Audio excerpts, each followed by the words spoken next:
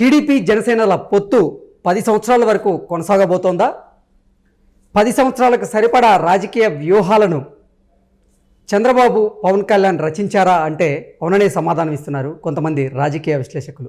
ఇక ఇదే అంశానికి సంబంధించి మనతో మాట్లాడేందుకు ప్రముఖ సీనియర్ జర్నలిస్ట్, ప్రముఖ రాజకీయ విశ్లేషకులు సిఎస్ రావు గారు మనతో ఉన్నారు. ఆయనతో మాట్లాడు. Sir hi sir. Hello Krishna. Sir, Nara Lokesh Yuvagalam ముగింపు సభ విజయోత్సవంగా జరిగింది. ఆ సభలో 10 సంవత్సరాలకు సరిపడా వ్యూహాలను ముందే రచించారు పవన్ కళ్యాణ్ గారు, అలాగే చంద్రబాబు గారు. ఏంటి సార్ కారణం ఏంటి? ఈ 10 సంవత్సరాలు ఎటువంటి రాజకీయ వ్యూహాలను చూడబోతున్నాం వాళ్ళిద్దరి నుంచి అంటే ఏం చెప్తారు? ఒకటి, తెలుగుదేశం పార్టీ జాతీయ అధ్యక్షుడు చంద్రబాబు నాయుడు, అలాగే జనసేన అధినేత పవన్ కళ్యాణ్ ఇద్దరు కూడా ఒకే విధంగా వాళ్ళు ఫిక్స్ చేయటం పొత్తు అనేది 10 ఏళ్లకు. అది కూడా సాధారణంగా 5 ఏళ్ళకి ఎలక్షన్కి వెళ్తుంటారు. ప్రతి 5 ఏళ్ళకి రాజకీయ వ్యూహాలు మారుతూ ఉంటాయి, రాజకీయ సమీకరణాలు కూడా మారుతూ ఉంటాయి. కానీ తెలుగుదేశం పార్టీ జనసేన పొత్తు అనేది 10 ఏళ్ల పాటు ఉంటుంది రాష్ట్ర ప్రయోజనాల కోసం అని పవన్ కళ్యాణ్ చెప్పారు, అలాగే చంద్రబాబు నాయుడు కూడా చెప్పారు. ఇది ఒక వినూత్నమైనటువంటి ఒక ప్రక్రియ కింద మనం తీసుకోవాలి, రాజకీయ ప్రక్రియ కింద తీసుకోవాలి. సాధారణంగా ఎన్నికలు వచ్చినప్పుడు పార్టీలు మారిపోతూ ఉంటాయి, పొత్తులు రకరకాలుగా పెట్టుకుంటూ ఉంటాయి. కానీ ఇక్కడ పవన్ కళ్యాణ్ ఏం చెప్తున్నాడంటే రాష్ట్ర ప్రయోజనాల కోసం ఖచ్చితంగా నేను 10 ఏళ్ల పాటు తెలుగుదేశం పార్టీతో నడవాలనుకుంటున్నాను, పొత్తుతోటి నడవాలనుకుంటున్నాను 10 ఏళ్ల పాటు అని చెప్పి ఆయన చెప్పారు. సో ముఖ్యమంత్రి పదవి ఉంటుందా లేదంటే అదేదో మాట్లాడుకుంటాము మీ ఇద్దరం, బట్ దాంతో మీకు అవసరం లేదు.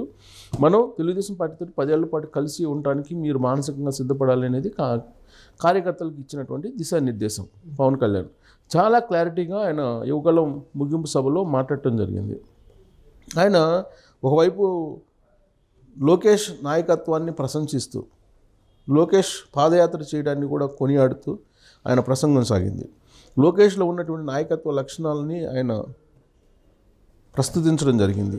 సో లోకేష్ అన్ని దాదాపు 300 రోజుల పాటు, 300 రోజులకు పైగా, 3000 కిలోమీటర్లకు పైగా పాదయాత్ర చేయటమనంటే అది అందరికీ సాధ్యం కాదు.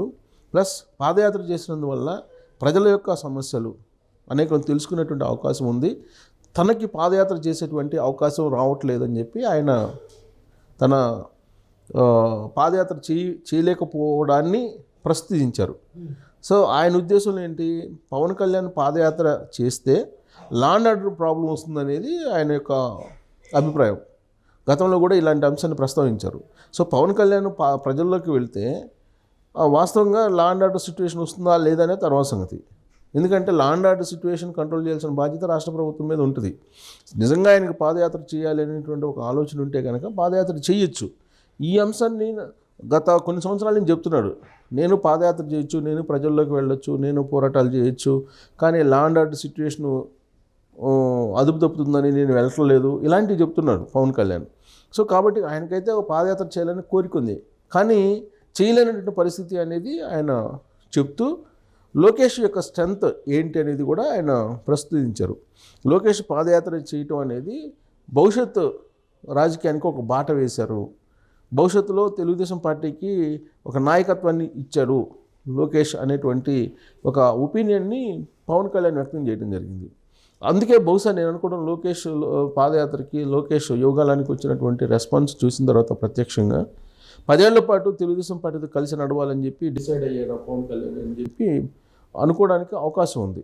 ఆయన ఇచ్చినటువంటి ప్రసంగాన్ని బట్టి కనుక చూస్తే, ఆయన ఇచ్చినటువంటి స్పీచ్ని కనుక మనం విశ్లేషణ కనుక చేస్తే, అదేవిధంగా చంద్రబాబు నాయుడు కూడా ఆయన కూడా 10 ఏళ్ల పాటు రాష్ట్ర ప్రయోజనాల కోసం ఉండాలి, రాష్ట్ర ప్రయోజనాలను ఇప్పుడు జరిగినటువంటి నష్టాన్ని రిపేర్ చేయాలి అని చెప్పి ఆయన విజన్లో ఆయన మాట్లాడారు. సహజంగానే చంద్రబాబు నాయుడు ఒక విజనరీ. సో విజనరీ కాబట్టి ఆయన ముందస్తు ప్రణాళికలు వేసుకుంటూ ఉంటారు, అది సహజం.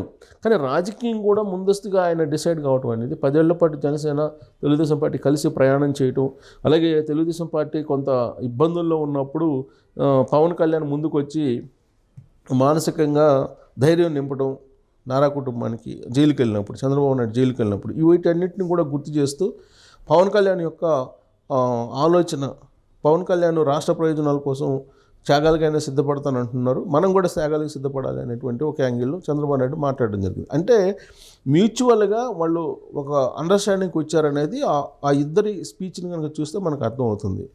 పైగా అక్కడ ఉమ్మడి ప్రణాళికను ఉమ్మడి మేనిఫెస్టోని ప్రకటిస్తారని చెప్పేసి కూడా భావించారు చాలామంది.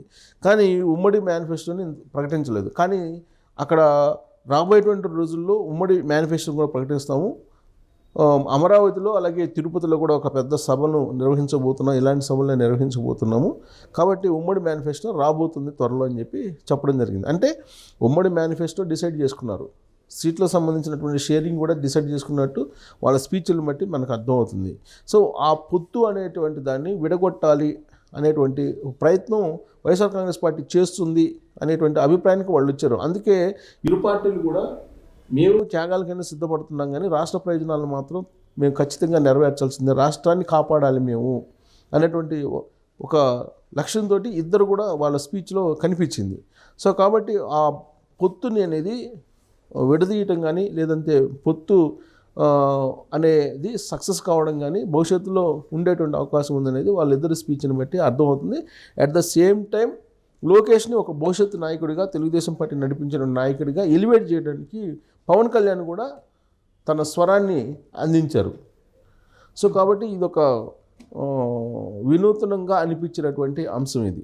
ఎందుకంటే పవన్ కళ్యాణ్ జనసేనకు సంబంధించిన అధినేత, కానీ తెలుగుదేశం పార్టీకి రాబోయేటువంటి జనరేషన్కి కూడా సరిపడా నాయకత్వాన్ని అందించేలా ఈ యోగాలో సాగింది అని చెప్పి ఆయనే ప్రస్తుతించారని అంటే రాబోయేటువంటి రోజుల్లో తెలుగుదేశం పార్టీతో కలిసి వెళ్ళాలనేటువంటి నిర్ణయం కూడా అందుకే తీసుకున్నారేమో అనిపిస్తుంది. సో 10 ఏళ్ల పాటు పొత్తు అనేది ఒక వినూత్నమైనటువంటి ప్రక్రియ కింద మనం చూడొచ్చు రాజకీయాల్లో. సో రాబోయేటువంటి రోజుల్లో 10 ఏళ్ల పాటు ఎందుకు నిర్ణయం తీసుకున్నారంటే ఇప్పుడు జరిగినటువంటి విధ్వంసం రాష్ట్రంలో ఏదైతే ఉందో దాన్ని సరిచేయాలంటే 10 ఏళ్ళు ఉండాలి మనం అధికారంలో అనేది వాళ్ళిద్దరి యొక్క అభిప్రాయంగా ఆ వేదిక మీద నుంచి ఇచ్చినటువంటి స్పీచ్లను బట్టి మనకు విశ్లేషణ చేసుకోవచ్చు. ఓకే, అంటే ఈ 10 సంవత్సరాలకు సరిపడా వ్యూహాలను రచించి దాని ద్వారా ఉమ్మడి మేనిఫెస్టోని అమలు చేసే దాంట్లో భాగంగా ప్రయత్నాలు జరుగుతున్నాయి అంటే ఏం చెప్తారు? సో ఒకటి అంటే 10 years పడి ఆల్రెడీ చంద్రబాబు నాయుడు విజన్ 2047 అలా రచించారు. అలాగే 2029 ఇలాంటిది ఆయనకు ఆలోచనలు ఉంది. 2029 నాటికి ఇండియాలో నెంబర్ 1 రాష్ట్రంగా ఆంధ్రప్రదేశ్ని చేయాలి అనేది ఆయన యొక్క కళ. సార్ 2047 నాటికి ఇండియా ప్రపంచంలో నెంబర్ 1గా నిలవాలి, దాంట్లో ఆంధ్రప్రదేశ్ నెంబర్ 1గా ఉండాలి అనేది ఆయన యొక్క విజన్. సో ఆయనకి ఎలాగ విజన్ ఉంది, ఇండియా ప్రపంచంలో నెంబర్ 1గా నిలవాలి, దాంట్లో ఆంధ్రప్రదేశ్ నెంబర్ 1గా ఉండాలి అనేది ఆయన యొక్క విజన్. సో ఆయనకి ఎలాగ విజన్ ఉంది ఇది అభివృద్ధి విషయంలో, కానీ పొలిటికల్గా అలయన్స్ విషయంలో తీసుకున్నటువంటి ఈ విజనే వినూత్నంగా కనిపిస్తుంది. సో అది ఏదైతే విజన్ పెట్టుకున్నారో ఆ విజన్ దిశగా వెళ్ళాలంటే పొలిటికల్గా ఇలాంటి అలయన్స్ అవసరం అనేది వాళ్ళ కాన్సెప్టు, అది ప్రజల్లోకి బలంగా తీసుకెళ్ళగలిగారు ఆ వేదిక మీద నుంచి. Okay sir, thank you so much.